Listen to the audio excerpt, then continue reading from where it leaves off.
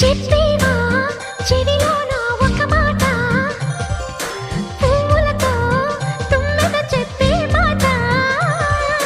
నీ చిరునవ్వు సాక్షిగా తాజ్ మహల్ నాదట, నీ పెదవంచు సాక్షిగా షాజహాను నేనట. నీ తీయని ప్రేమకి నా పెదవే నజరానా, నీ పైటకి నేనిక బానిసనే నెరజాడా.